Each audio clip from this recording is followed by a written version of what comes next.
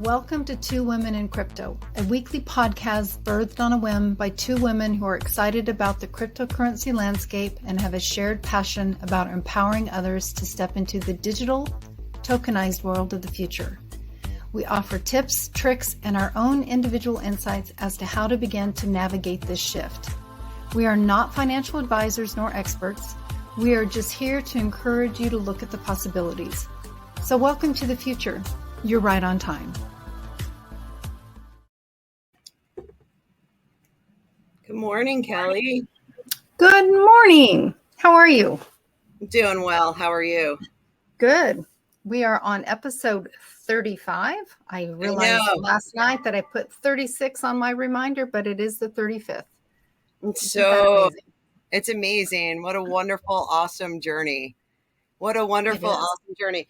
You know, it's so interesting. Like, welcome back, everybody, to Two Women in Crypto. Like, we're super psyched to have everyone here. And, you know, I was thinking so much about what's going on in the world. We had inflation numbers come out this morning, 8.6%. Last month, we were at 8.3%. So basically what's going to happen is that Jerome Powell, you know, he's going to come out and he's going to say, we need to keep raising rates, right? Because inflation, it dipped down, I think 1% month over month last month. And now we shot right back up. And this is the highest since 1981, right? Right. Yep. So, you know, again, it's like, it's really interesting to see, like, we have travel, transportation, the numbers are so incredibly high. So anyone who's like flying or obviously going to the grocery store, putting gas in your car or cooling or heating your house, this is where like it really hits home for us. And then I was looking, you know, people over the past 2 months have been using their credit cards to purchase goods and services. So we're having credit card debt be at an all-time high as well. So it's kind of like a formula for disaster, but at the same time, like I've always had this thought, right? Like when I listen to these crazy people talk like Janet Yellen and all these people about economics, I really think they want to move us into like a modern monetary theory of money. It's called MMT. Look it up. And basically what they're saying is we don't really need to slow down printing money. We'll just print money like whenever we need it. So if we combine cryptocurrency with our current economic system, that could actually expand the system.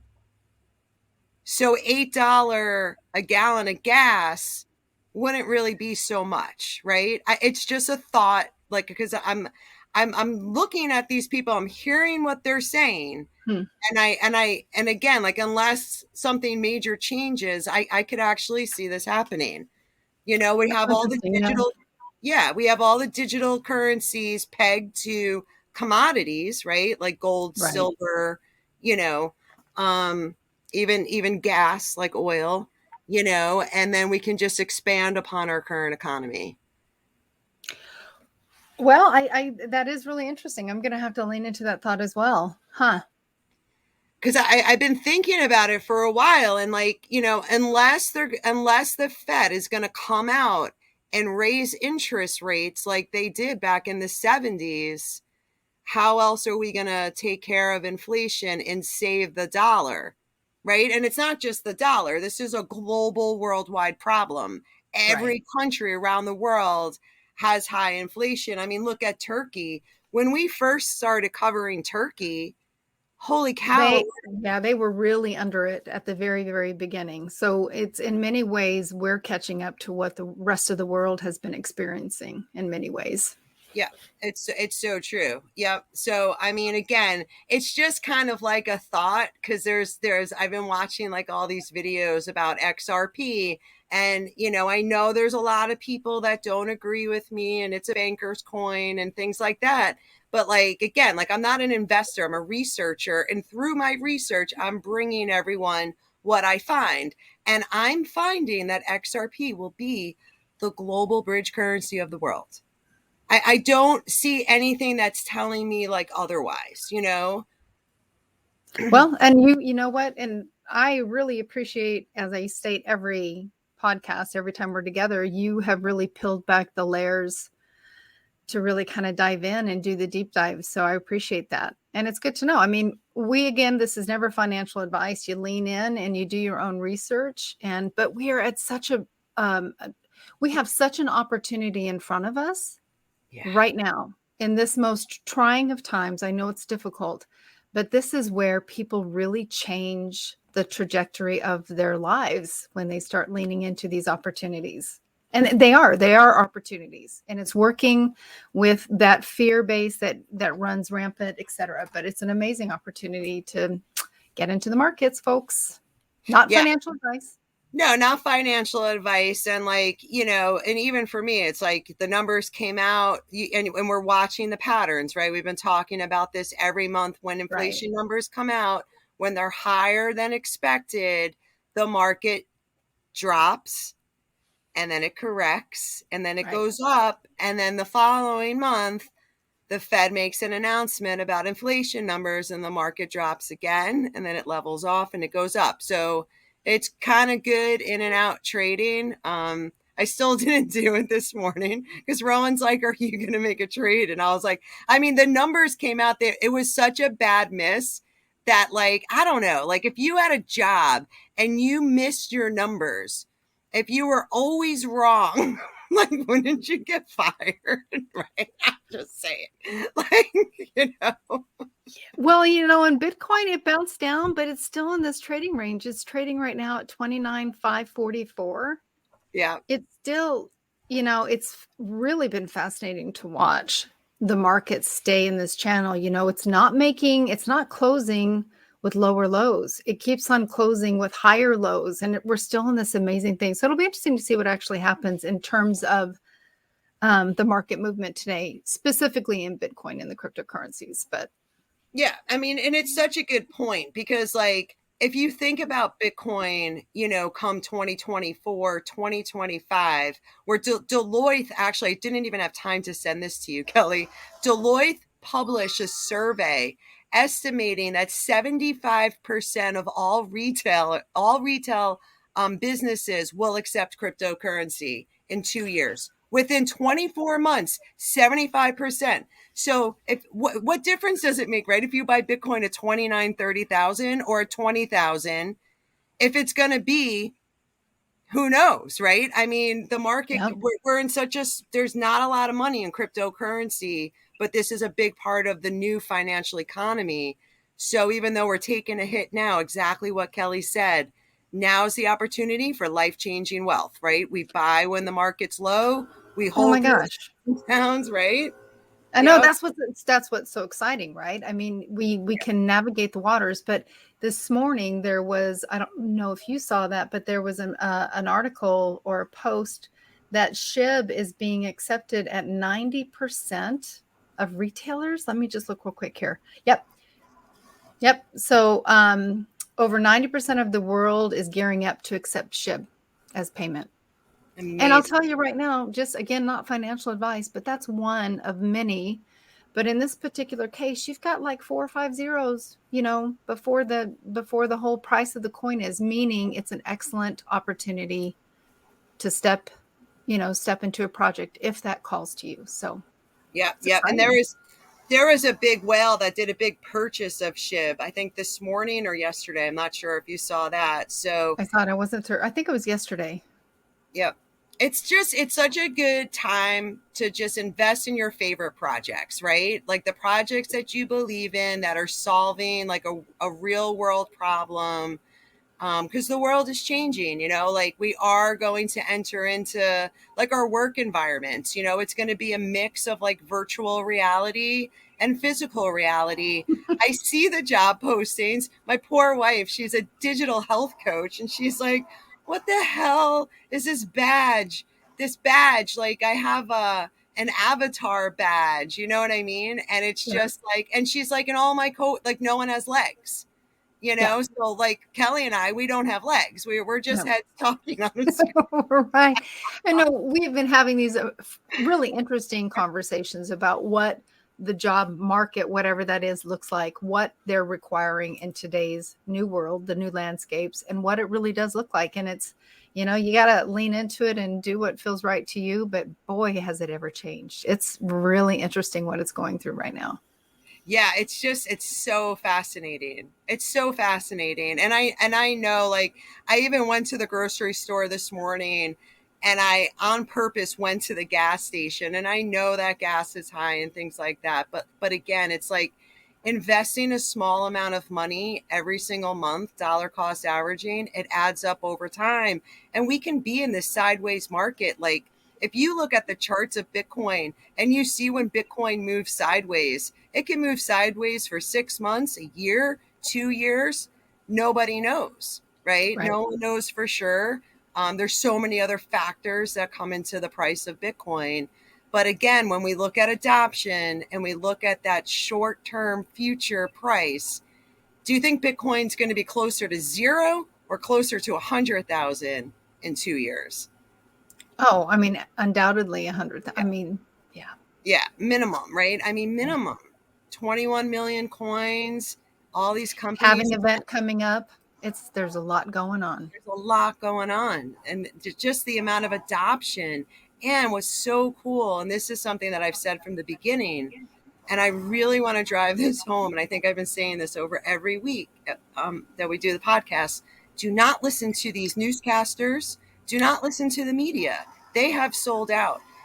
I watched a live video of one of I think they're the largest Bitcoin mining companies in Texas. Okay. It's really hot in Texas right now.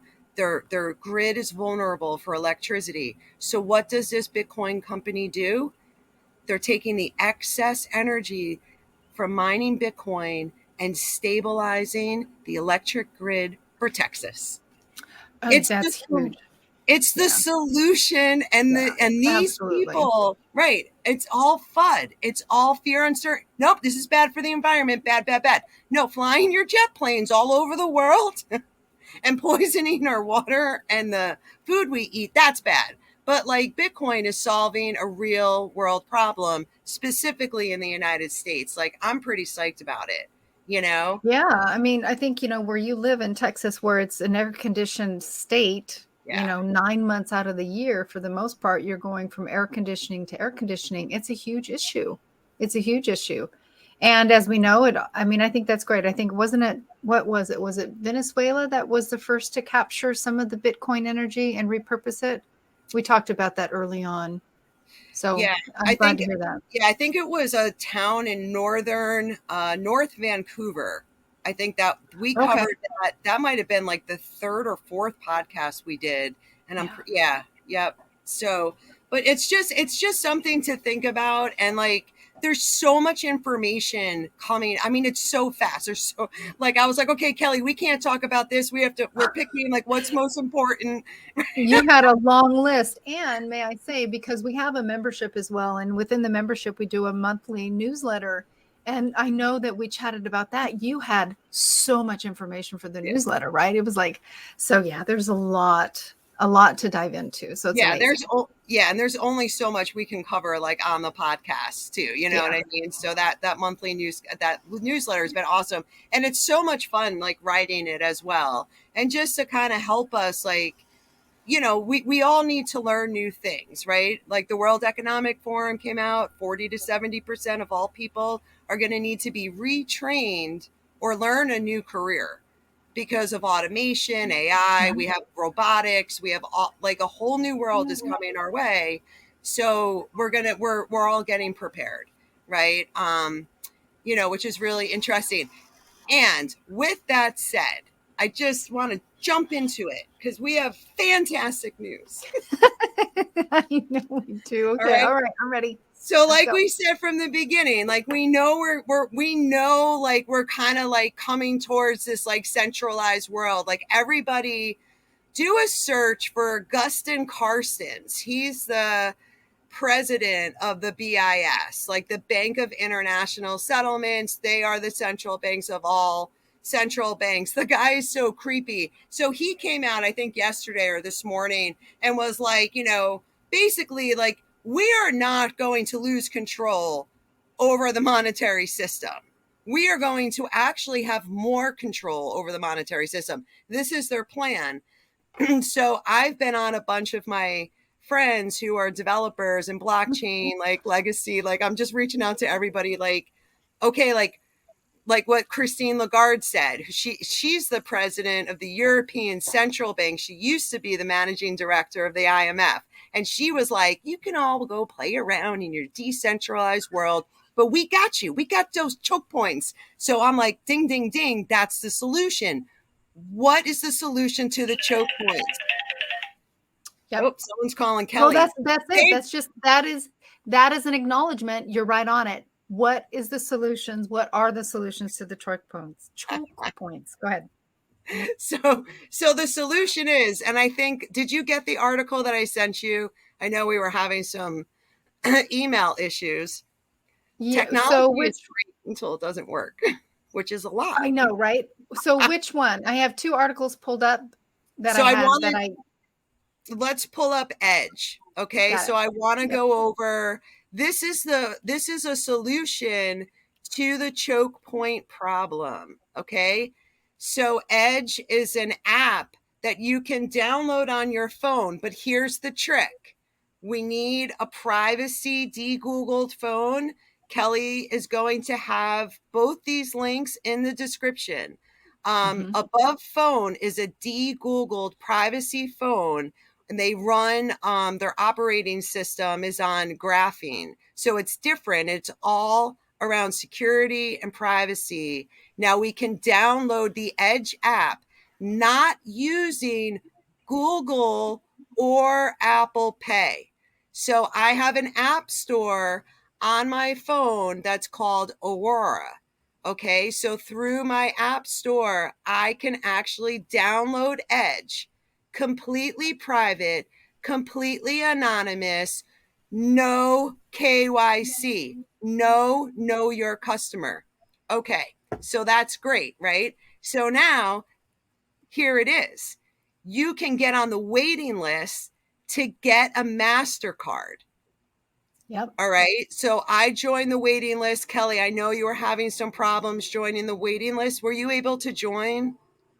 No, for some reason, and this is sometimes what happens when these applications first start, they're not available in all areas, but I have not been able to. I was able to, now I have to say I don't have the phone. I'm still on the regular system, if you will.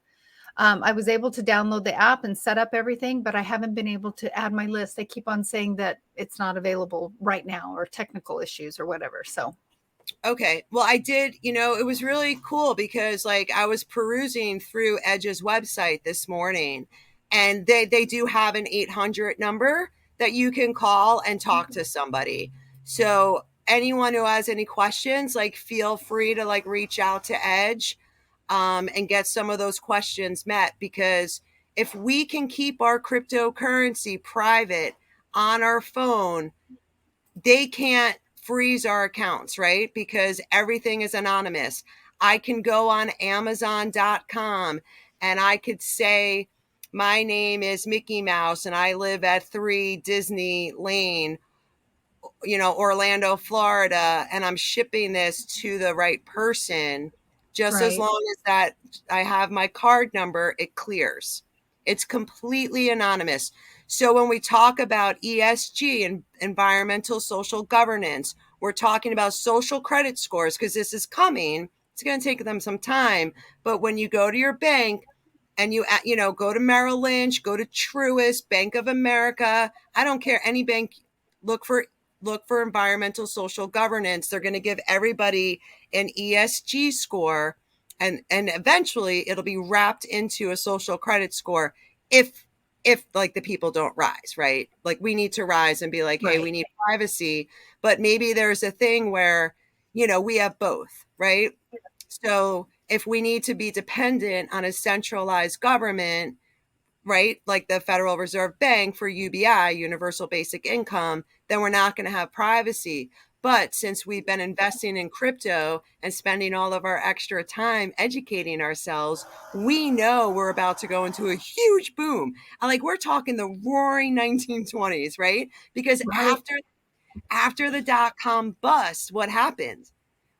All the winners won, right? And then they shot up and we had mass adoption of email and phones and all the things we never had before. And I know it's Yeah. hard to like remember that because like we grew up without cell phones, we grew up without a computer, but now we're going to be able to share value through the internet, just like an email, just like information. We're sharing value through the internet. I mean, it's so fascinating. And we're going to go to the moon. The next cycle, it's going to be something I don't think we've ever seen before. I agree. It's going to be off the charts. And then at the same time, we're going to be living on a homestead. So it's all good. It's all good. It's all good. Yeah, it's totally all good. All good. So just to give you an idea too, to like pull up the if we pull up the above phone, It'll stay on. Stay on for me, please. Such a lag today. Whoa. Okay, perfect. All right. So now what's really cool about this company is that they're a part of the greater reset that was created by Derek Bros and this guy, Ramiro Ramez. I think that's his last name. I always get it wrong. But Ramiro and Derek are all about freedom and privacy, you know, living a decentralized life. So what they've done is they've taken this Google phone, this Android phone, and wiped it and then put all privacy apps on the phone. Okay, so encrypted messages, maps without being tracked. Okay. Yeah. I mean, and now like, and then when you want to download an app, you can actually see who's trying to attack your data, which was one of the reasons why I felt comfortable putting Safepal, that hardware wallet, on my phone. And how cool is it? Because now I can take my Safepal money, I could send it over to Edge, and then I could pre-fund my account, my MasterCard, and then go to the store.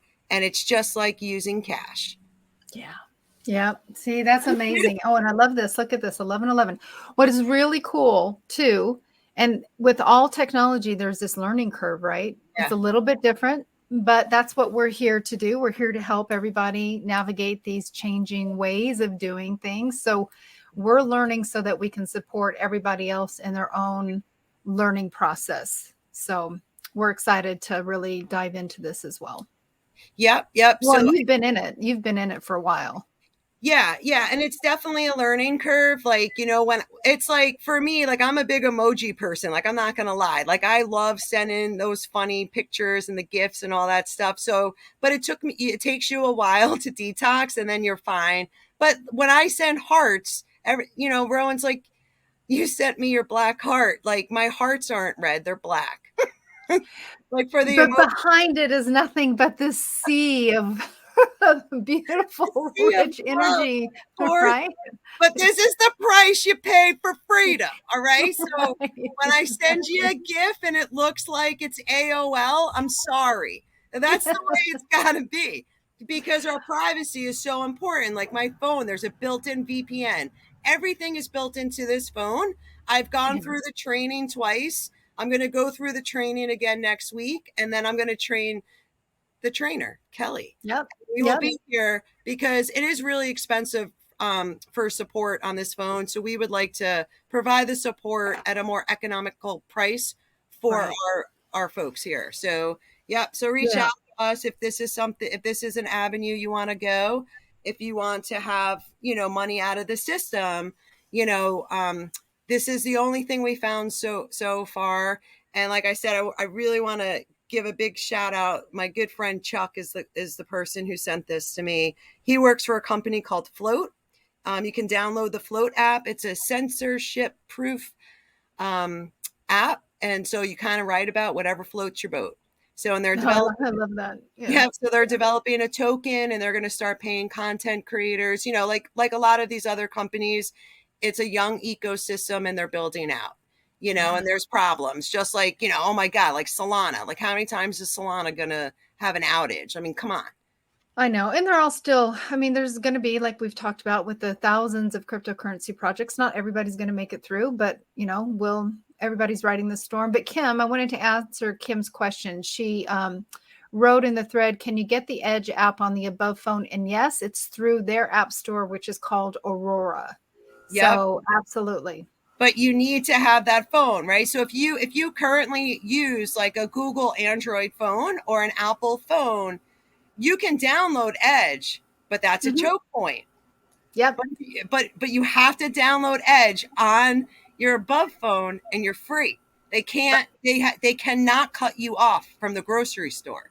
So cool. Well, I mean, look at this. I mean, right now I can't even open up. I can't even connect in it for whatever reason. And I would imagine that if I was on the above phone, there would not be that limitation at this time. I mean, we can get into, I mean, I think that would be really, really interesting, because I know geographically across the board, since we started training people and working with clients for a year and a half now, that there have been times that pockets of people were not able to execute anything where their neighbor would have been able to. I mean, it's a very touch and go thread. Yeah, no, for sure. So yeah, anyway, it's there and it's good and we're excited. Yeah. So this is like a huge win for all of us. And like I said, like I'm going to keep researching, because we always want more than one, because all we need to do, like if Edge turns around, because we're going to talk about like the Loomis Gillibrand bill that they just put in for regulatory framework for cryptocurrency.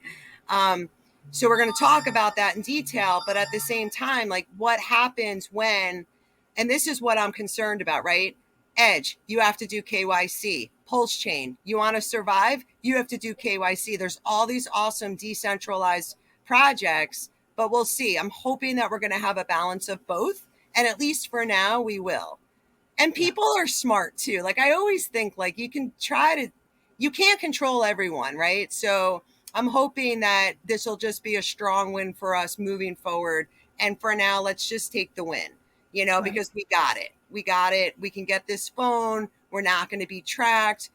We're not going to get emails like, hey, you were just at, Target. We thought you might like this purchase, right? That's called capitalism surveillance, and they do it all the time. So like no one My landscape is right. Our landscapes are beautiful. It's exactly what we envision, and that's the world we're going to live in. That's the way I look at it. We're creating it. So I'm right there. For sure. So with that said, though, just to go back to Solana, because I think Solana's up to what, like 6 or 8 outages, right? Yeah, they have had a tough go. They've had a tough go. And again, young projects, they're trying to scale really, really quickly, because like, look at Ethereum. Ethereum was the first smart contract platform. It's going to be really hard to overtake Ethereum with the smart contracts, because they were the first mover. So Solana is trying to catch up, and they really have a super fast system.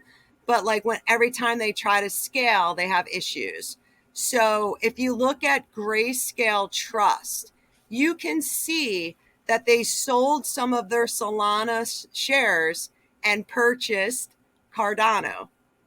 Right? So Cardano is going through a growth spurt of their ecosystem.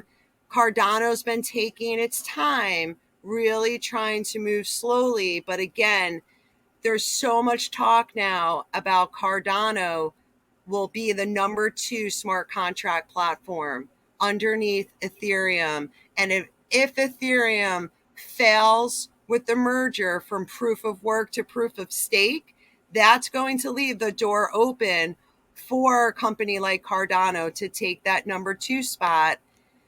And again, like I'm not thinking about the price today. I'm thinking about buying it today. And what is the price of Cardano in the next 3 to 5 years? Like $20-$30? Like I think that's reasonable. And we're going to, we'll start to see more and more mass adoption, because when you can build decentralized applications on top of Cardano at really small fees, and it's super stable and the system isn't going to crash, then more and more people are they're just going to go to what works, right? And Cardano right now is a super bright future. Anything can happen, but right. it's really looking good for them. And even their NFTs are expanding. Like last month, Snoop Dogg signed a deal with Cardano, and I saw that. this month is Martin Lawrence is releasing an NFT collection. Oh, that's interesting. I hadn't followed I've kind of fallen off the NFT bandwagon train. I have not following it as much, but just real quick, looking at Cardano, for those of you that aren't familiar with it, I mean, it's currently on sale again, another blue light specials, not trading advice, for 58 cents, right? And at the ultimate high, before we started going through this, correction, it was at $3.50 roughly, somewhere close to that. Somewhere around there. Yep.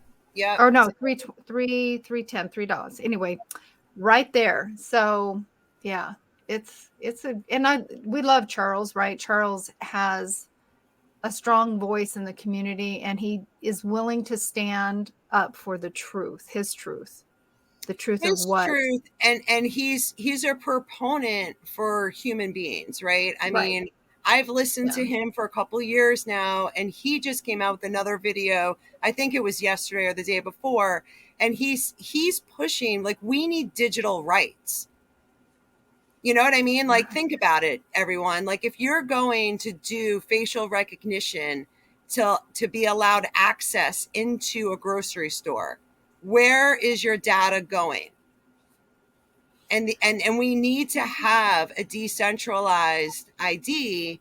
It's so super important, because otherwise they're collecting our data and then they're creating algorithms to sell us stuff or to monitor us, or, hey, you got pizza last week. No, you can't get it this week. So this is the stuff we want to keep an eye open. Our eyes are open. We're looking at these things. And if we can get a decentralized ID, and we have our decentralized phone with our decentralized payment app, then we have a choice. And that's my whole thing is, we should have a choice. Right. Yeah, exactly. absolutely. And with that said, again, like, let's just get back to XRP real quick. I know I'm jumping all over the place, but jump. All right. So real quick, we had an announcement. Okay. Australia, the country of Australia. Okay? The country. Okay. Yeah. Made an announcement that they will be using the XRP ledger for the Australian digital dollar with Stellar. But it's going to run off of the XRP ledger. And again, through my research since 2017, I believe everything is going to run off of the XRP ledger until I'm told otherwise. Because I'm thinking, here's the deal, Kelly. We got Australia, the European Union. What did we cover a couple weeks ago? The digital pound. Who are they partnered with? Ripple and Quant. Yeah. I mean, it's going to be a whole bunch of these. And we know the Federal Reserve Bank is partnered with Volante. Volante uses Ripple's technology. Okay, so these are three really big countries, right? And they're all going to run off of the XRP ledger. We got the United Nations running off of the XRP ledger. So, we're going to keep coming up with this news, but like, we're talking about an entire country. Yeah, it's huge. I mean, that's so big. That's so big. So I had to wear my my hodl shirt today. We're hodling through. We're not going to get scared. These people are going to try to scare us. I've talked to so many people just about Bitcoin. It's like, man, I just wish it wasn't so environmentally harmful. And I'm like, dude, it's the solution. Just wait. We're new technologies. The ecosystem grows. We talked about Exxon collecting the excess shale, converting it into energy. So now, like, Bitcoin is going to be providing more and more energy, right? It's going to be awesome. Yeah. Repurposing it. Absolutely. I love it. I love it. I love it. I love it. And I love Australia. Thank you, those down under. Go throw some shrimp on the Barbie. Let's go celebrate. That's awesome. Yeah. So, I mean, that's big time news. And I know a lot of people are disappointed. You know, we all know Australia went full dystopian on their citizens. So again, if that happens in the United States, we need to rise, right? Because we can have a central bank digital currency. I think it makes sense for the banks to send each other money, but not for the people, right? They can have wholesale CBDCs going back and forth for cross-border payments through banking institutions and businesses. But once you give that central bank digital currency to a citizen, then you're controlling that person, and that's the problem. So right. That's the fine line, I think, for all of us. And again, we're dollar cost averaging. So by the time the United States is going to issue a central bank digital currency, we're going to be creating, like Kelly said, a homestead, maybe new school systems. Like there's a lot of people who are becoming and have become very wealthy trading digital currencies that want to do something good with all of the money. They want to implement change in a different way. And then you can choose whatever world you want to live in. I'm not going to say what's the right world or what's the wrong world, but yeah, I'm all about homesteading and becoming a teacher. I might just have to get a teaching certificate. Oh, who knows? Anyway, it's all of that. You don't need a teaching certificate. No, we don't. All the certificates. Anyway, that's a whole nother podcast. We can take this so many different ways. So. Yep. We'll stay on task.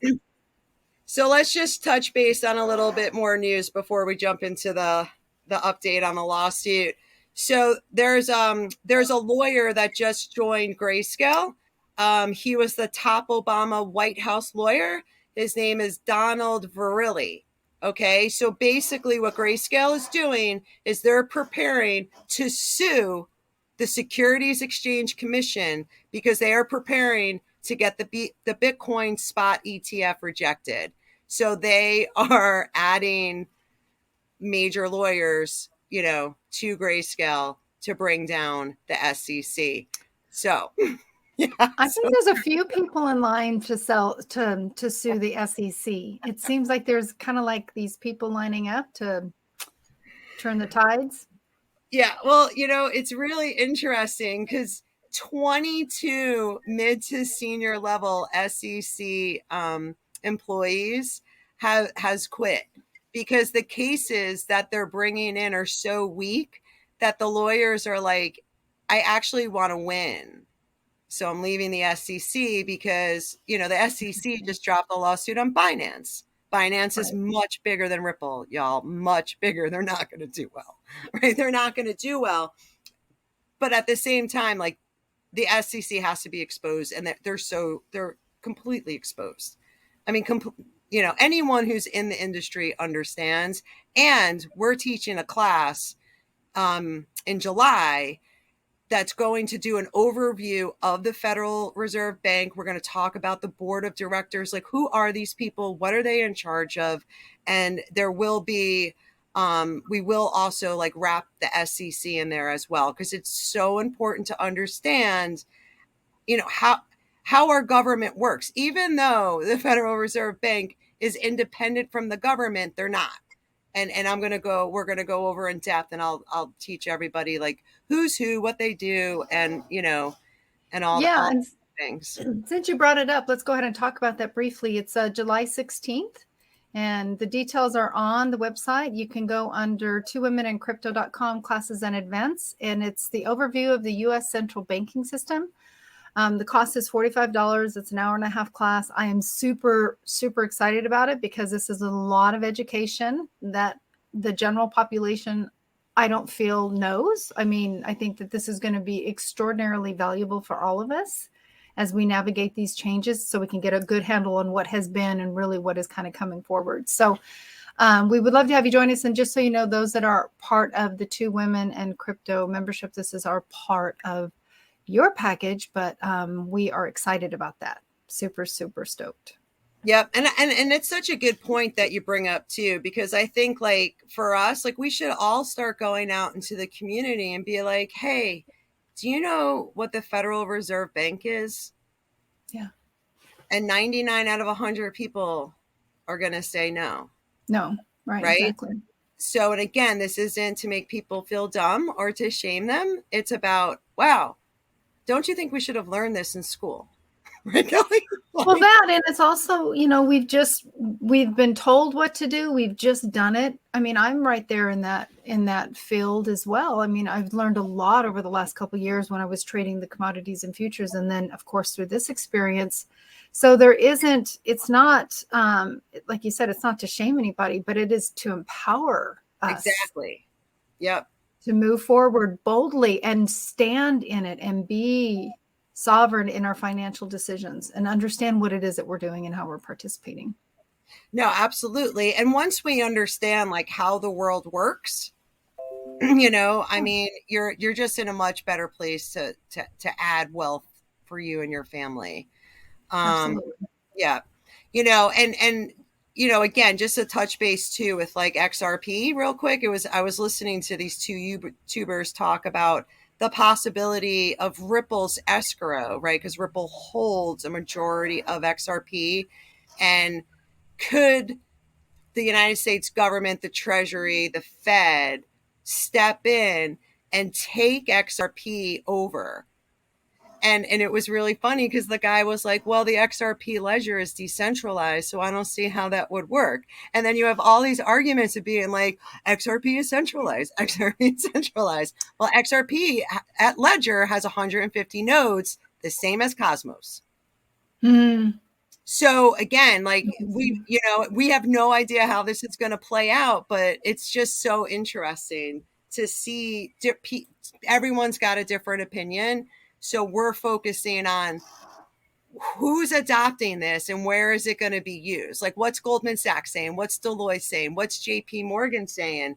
Because again, it's like, when I see like this bill and I hear people talk about, cryptocurrency and we need strong laws to stop the laundering of cryptocurrencies and Bitcoin is used for, criminals. And I'm just like, I mean, Kelly and I know that's not true, but they'll use it as an excuse to track more of our money, right?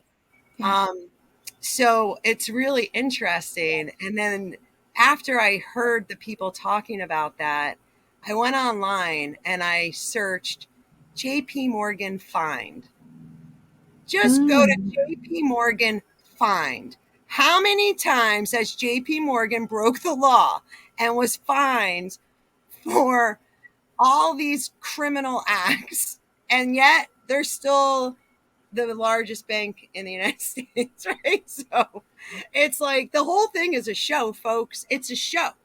It's a show, And there's a narrative that they're pushing to try because they want this money tracked. Yeah.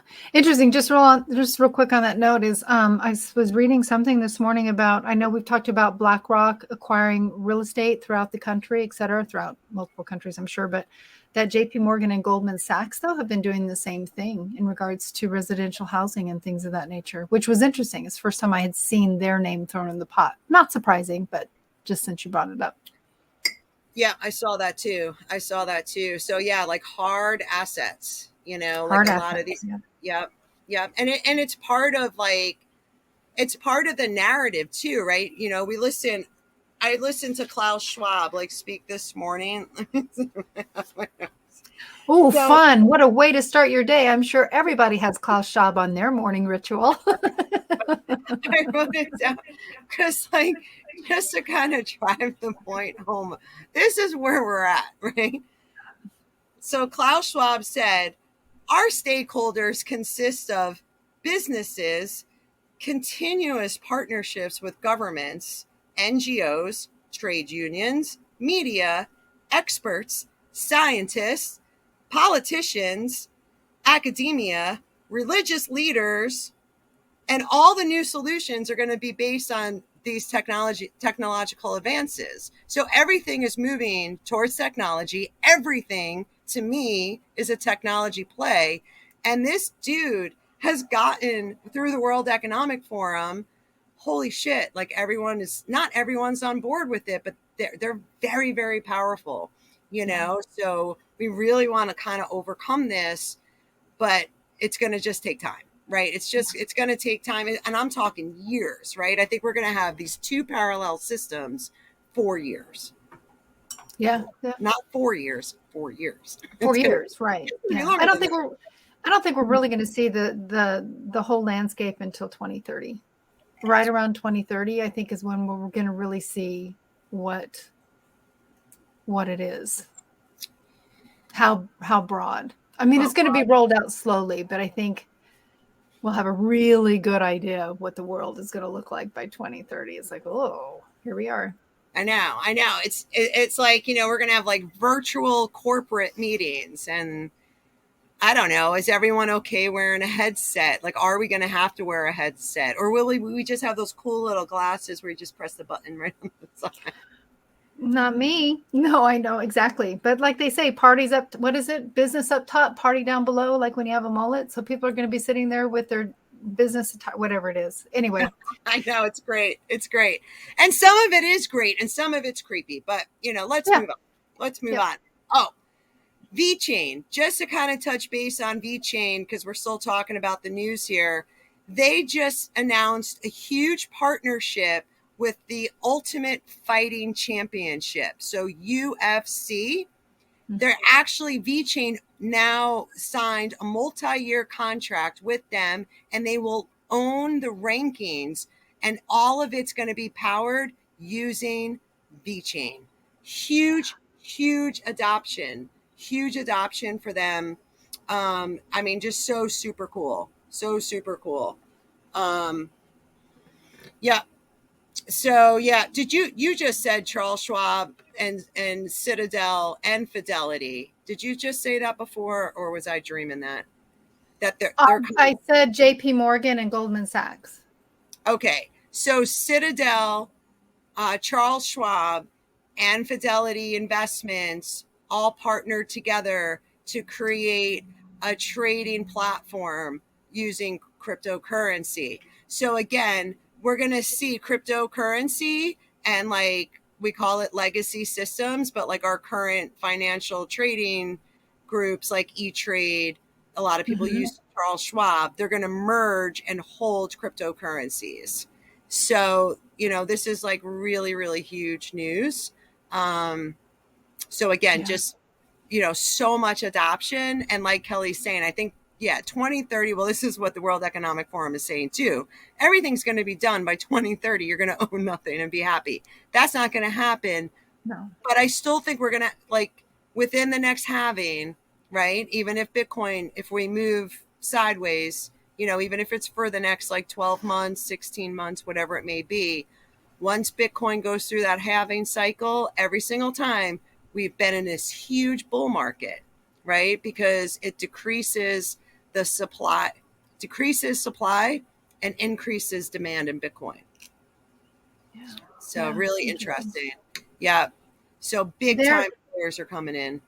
There's a question too from Jets Epic Adventures wanting to know, did you have a chance to look into the Responsible Financial Innovation Act?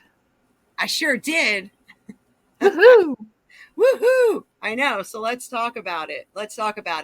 So, and even before we even start, just remember, the bill overall is going to be changed. I don't care what they put in it, because it's all based on politicians and who wants what and all of this other stuff. So Senator Loomis, okay, we've talked about her so many times. She's the senator of Wyoming.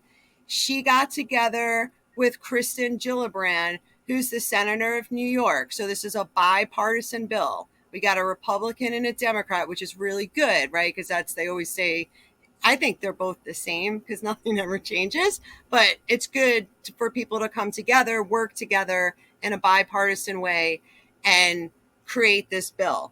What was really interesting is one of the biggest people who actually worked on the bill with the senators was Michael Saylor, right? Yeah. So there's a huge push for Bitcoin. Like, those of you who don't know, Michael Saylor is the biggest Bitcoin maxi out there. I mean, like, to the extreme, everything is going to run on Bitcoin. So, and we had some lobbying before the bill was even made, like really pro Bitcoin. But again, we're going to all the top projects, all the projects that solve problems are going to be adopted. And that's the bottom line. So what this bill is saying is that, okay, we know Bitcoin is a commodity. Ethereum is probably going to be a commodity, but then they had ancillary assets. Okay, so that was a big part of the bill that we want to talk about. Ancillary assets is something like Cardano, something like Solana, who kind of started out centralized, just like Ethereum. And then over time became more decentralized, right? Because we're building this platform and then there's a couple of nodes, and then the couple of nodes turns into 10 nodes, then 20 nodes, then 100 nodes, and it grows and it becomes more and more decentralized, so all of those ancillary assets should be listed as a commodity. Now, the SEC wants them all listed as a security. So there's going to be a lot of just behind closed meetings, like behind closed doors, there's going to be meetings about it. And we'll see how much the bill is going to change. Overall, I don't think the bill is bad.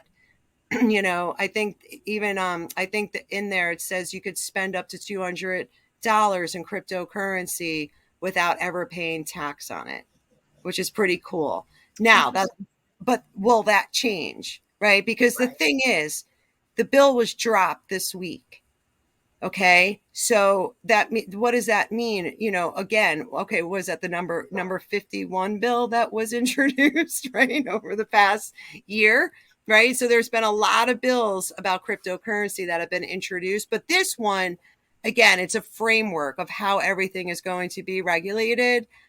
I think there's a good chance it'll pass in 12 to 24 months. Was it really the 51st bill? I think, yeah, because last week I think I did the research on it. Yeah, that makes sense. Yeah, go to Congress. 15. Yeah, that makes sense. Again, there's a lot of people that are for this bill, so I think we can see the bill pass. But think about it: it's the United States government. Any government, and it doesn't have to be United States, but any government agency. There's going to be changes made. It's going to go back and forth. They have to agree on it before they vote on it. So I think we're looking at 12 to 24 months before adoption. Now, with that said, let's say the bill passes right when Bitcoin halves, right? And that's really interesting. All roads are leading to like a huge super cycle, kind of like the boom of the 1920s, right? Like right before that Great Depression. Because in a couple of years, everyone's going to be using crypto. Payments, goods and services. People are going to be using Bitcoin to purchase a mortgage for their house. Like every week, like I can't even keep like on top of all the news, right? Because there's so much of it, much adoption. There's just so much adoption. Well, and I remember one of our first podcasts, 2, 3, 4, maybe into it, where we found at one of the Bitcoin conferences, there was a mortgage company, right? That was talking about the fact that you can use Bitcoin or cryptocurrencies for your mortgage. So yeah, absolutely. Yeah. Flooding in. I'm trying to see if I touched on all my notes for the bill.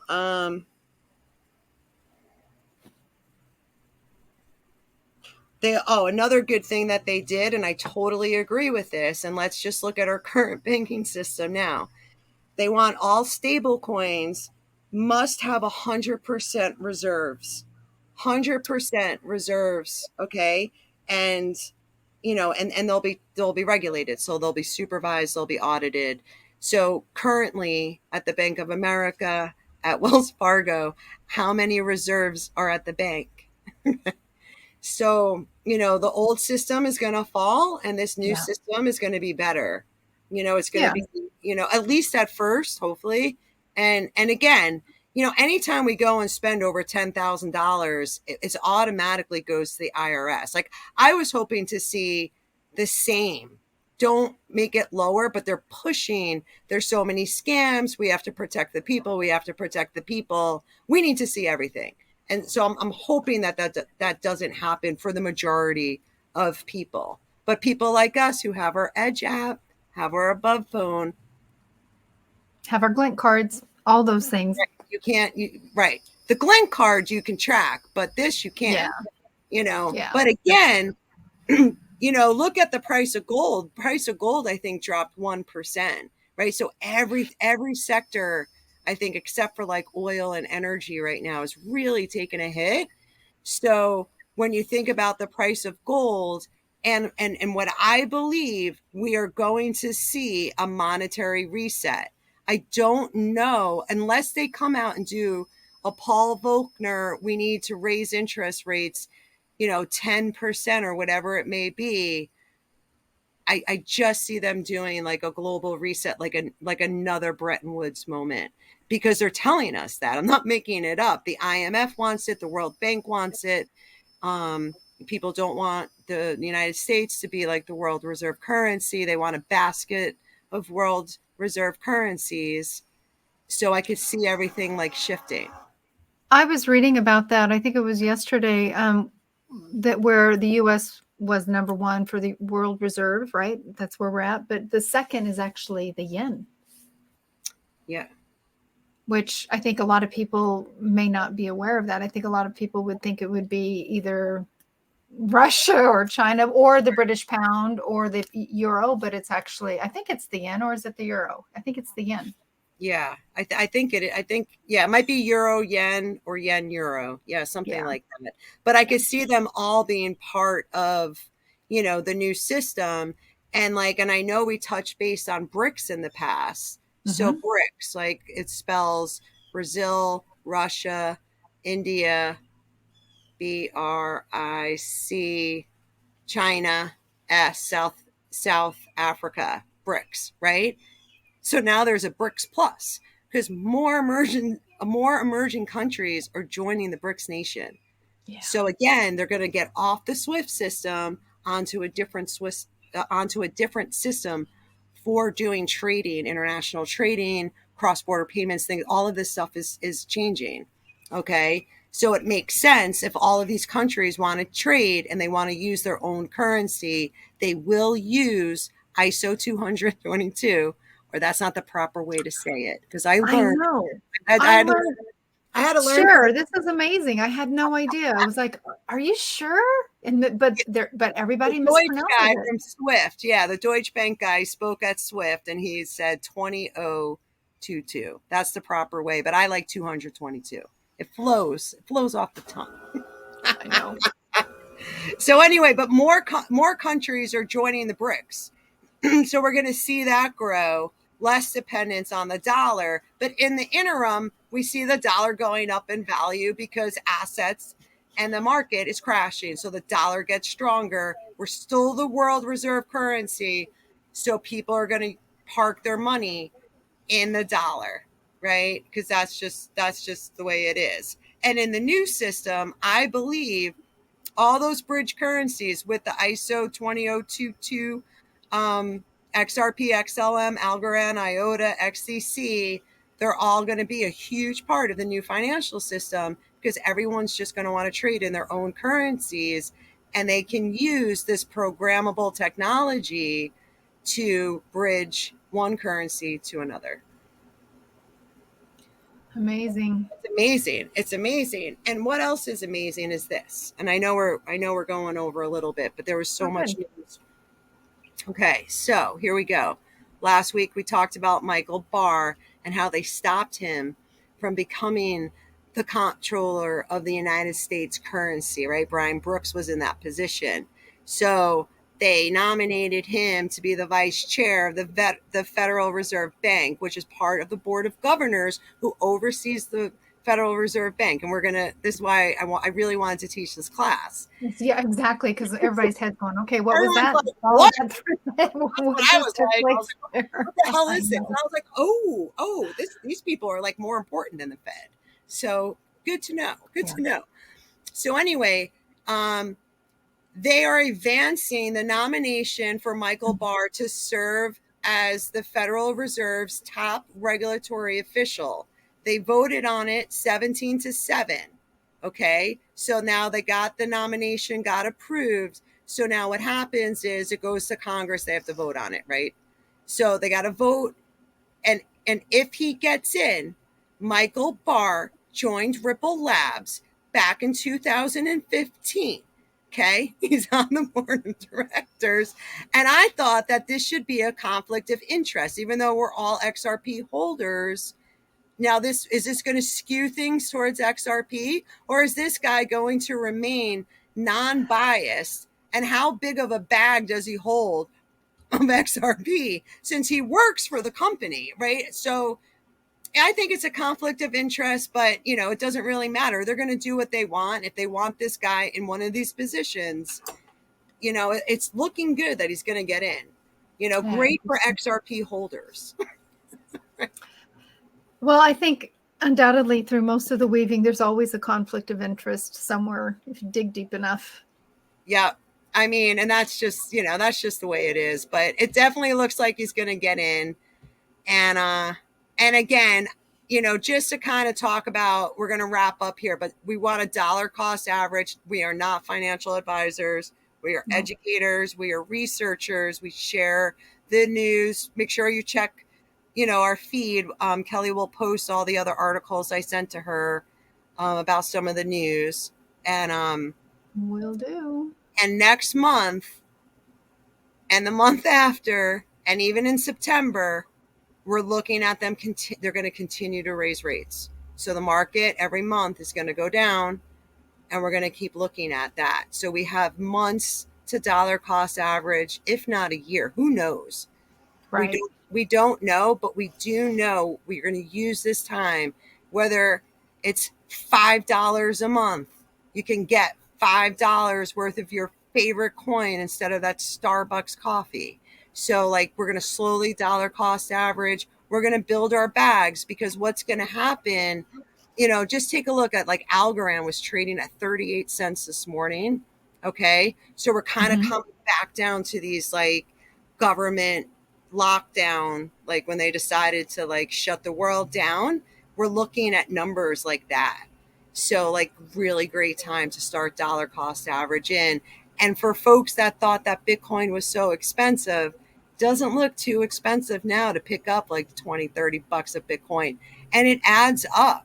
If you do it every month, if you do $20 a month for 6 months, you got $120, right? And you're just keep adding, and it accumulates, definitely accumulates. And really, I mean, those of you that are hanging on with us towards the end here, you're probably already in the markets. But if there's anybody out there that is not sure or is fearful, truly reach out to us. We would love to help you navigate that so that you can begin to participate in this opportunity.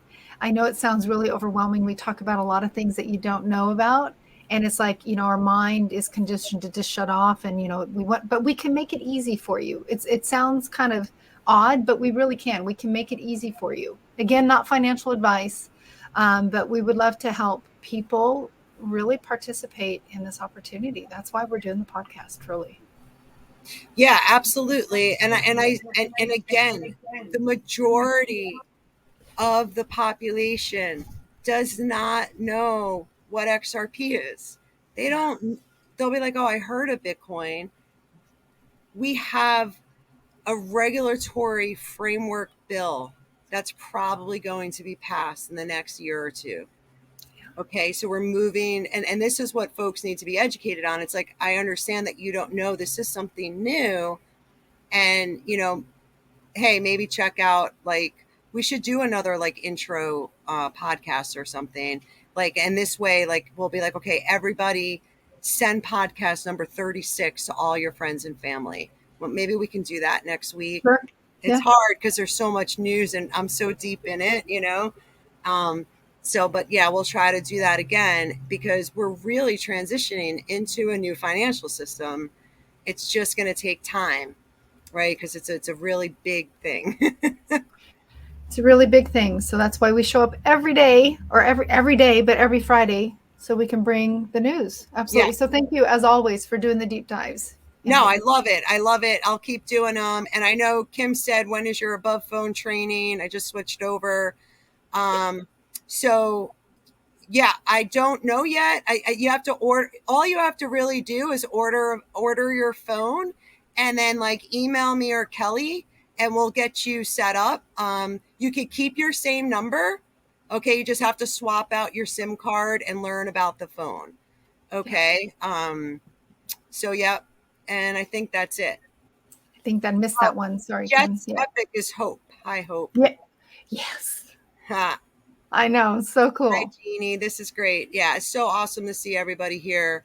And yeah, so we'll definitely, yeah, I guess that's it. I mean, we could just sit here and chit chat all day. We could, and we always end this conversation and continue. So until next time, first of all, just a real quick reminder, and we'll be talking about it. Check out our classes and events tab and look at the overview class on the U.S.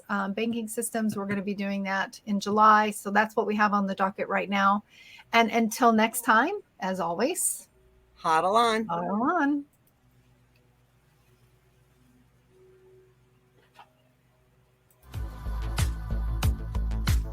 Your hosts for Two Women in Crypto are Andrea Caldero and Kelly Lair. You'll find more information and details regarding the Two Women in Crypto membership, educational and informative class and event offerings, and more via their website, twowomeninCrypto.com. Both Andrea and Kelly are available for speaking events and offer private consultations focused on helping individuals navigate the future. Until next time, hodl on.